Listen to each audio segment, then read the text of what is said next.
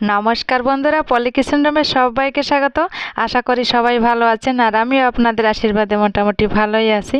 তো আজকের একটা রেসিপি নিয়ে হাজির হলাম বন্ধুরা। তো রেসিপিটা করার আগে ছেলের বায়না একটু মিটিয়ে নিই। ছেলের বায়না ধরলো পপকর্ন খাবে, তো পপকর্নটা একটু বানিয়ে নিচ্ছি। তো কিভাবে আমি পপকর্নটা ভেজে নিলাম, তো দেখুন আপনারা আমি কিভাবে পপকর্নটা ভেজে নিলাম। এই দেখুন কড়াইয়ে দিয়ে দিলাম পপকর্নটা।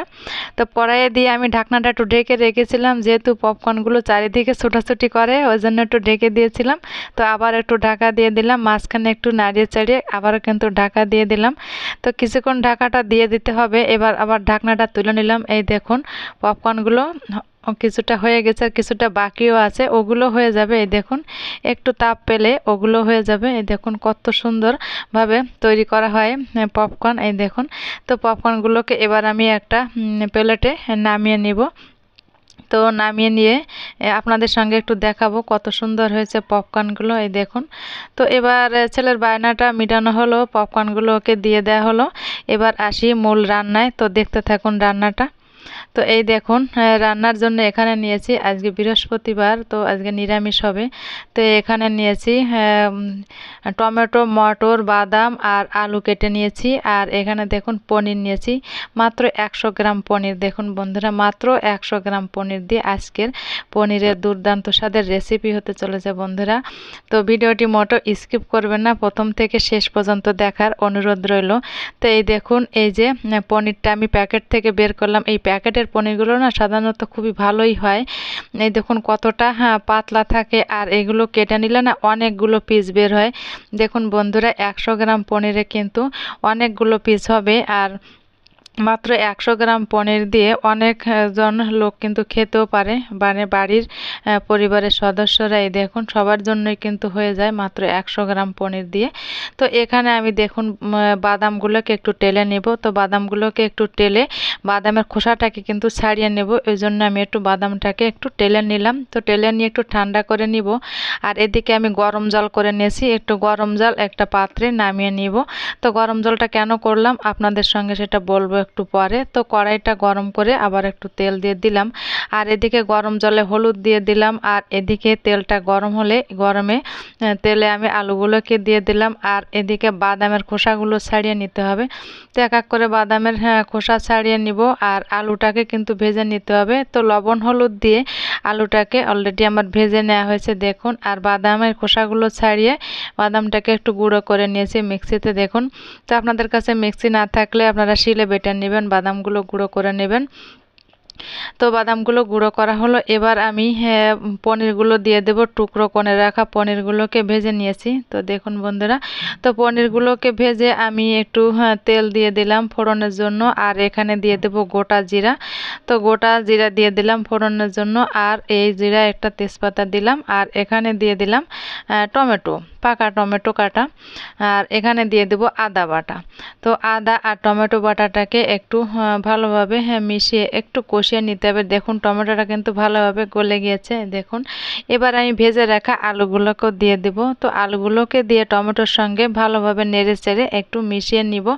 আর এদিকে আমি দিয়ে দেব আমি যে হলুদ জলটা করে রেখেছিলাম, হলুদ জলটা অল্প পরিমাণ দিলাম। আর অল্প খুবই সামান্য পরিমাণ লঙ্কার গুঁড়া দিলাম। আর এখন দিয়ে দিচ্ছি কিন্তু একটু কাশ্মীরি লঙ্কার গুঁড়া, এটা শুধু রং আসার জন্য হবে।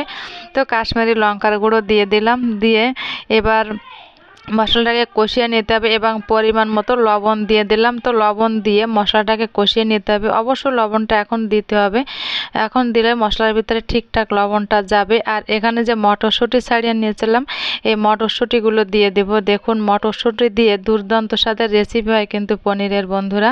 তো শীতকালে তো মটরশুঁটি খুব অল্প দামেই পাওয়া যায়।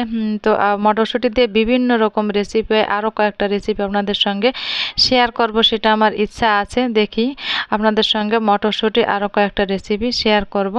তো এই দেখুন মটরশুঁটি দিয়ে আমি কিন্তু কষিয়ে নিলাম ভালো করে। আর এদিকে আমি যে বাদামটাকে গুঁড়ো করেছিলাম, তো বাদাম গুঁড়ো দিয়ে দিলাম। এই দেখুন বাদামের মশলাটা দিয়ে দিলাম। তো বাদামের গুঁড়োটা দেওয়ার পরে এবার ভালোভাবে মশলার সঙ্গে কিন্তু কষিয়ে নিতে হবে। আর এখানে দিয়ে দিলাম 1 চামচ মতন চিনি। তো যে কোনো নিরামিষ রান্নায় একটু চিনি দিলে কিন্তু স্বাদটা কিন্তু বাড়িয়ে দেয় আমি মনে করি। তো আমি দিলাম, আপনারা যদি না দিতে চান স্কিপও করতে পারেন। তো এখানে আমি এই যে ভিজিয়ে রাখা যে হলুদ, এই যে হলুদ জলটা দিয়ে দিলাম প্রথমে। আর এই দেখুন পনিরগুলো কিন্তু রেখেছিলাম এই হলুদ জলের ভিতর, গরম হলুদ জলের ভিতরে। এই দেখুন তো পনিরটাকে দিয়ে দিলাম, আর দিয়ে দিলাম আছে জিরার গুঁড়া। তো জিরার গুঁড়োটা দিয়ে আবার একটু নেড়ে চেড়ে তো বন্ধুরা আমি মাঝে চেরা কাঁচা লঙ্কা দিয়েছিলাম, ওটা হয়তো ভিডিওটা স্কিপ হয়ে গেছে বন্ধুরা। তো আমি 3-4টে মতন কাঁচা লঙ্কা দিয়েছিলাম। তো তৈরি হয়ে গেল আমার পনির। তো বন্ধুরা পনিরের রেসিপিটি আমার পুরোপুরি কমপ্লিট হয়েছে। তো আমি গরম ভাতের সঙ্গে এটাকে সার্ভ করে নিব। তো একটা প্লেটে আমি গরম ভাত নিয়ে নিলাম।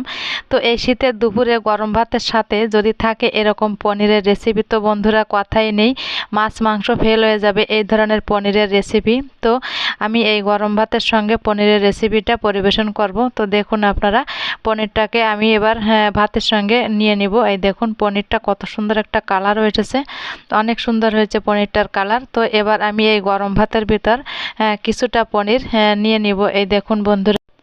তো বন্ধুরা চার মগজ ছাড়াও যে বাদাম গুঁড়ো দিয়ে এত সুন্দর পনিরের রেসিপি হয়, না রান্না করলে কিন্তু বুঝতেই পারবেন না। অবশ্যই কিন্তু এইভাবে বাদাম গুঁড়ো দিয়ে একবার একটু রান্না করে দেখবেন, এই পনিরের রেসিপিটা দুর্দান্ত হয় কিন্তু খেতে বন্ধুরা। আর বিশেষ করে এই শীতের দিনে গরম ভাতের সঙ্গে তো কথাই নেই। তো আমি পনিরটাকে কিন্তু নিয়ে নিলাম। এই দেখুন পনিরটা মাখিয়ে নিচ্ছে, এই দেখুন একটু। তো মটরটাও কেমন গলে গিয়েছে একটু দেখিয়ে দিলাম। আর পনিরটাও দেখুন কত সুন্দর গলে গিয়েছে। আর গরম জলে রাখার একটাই কারণ, পনিরটা কিন্তু অনেকটা সফট হয়, এটাই কিন্তু কারণ। তো ভালো থাকবেন, সুস্থ থাকবেন, টাটা।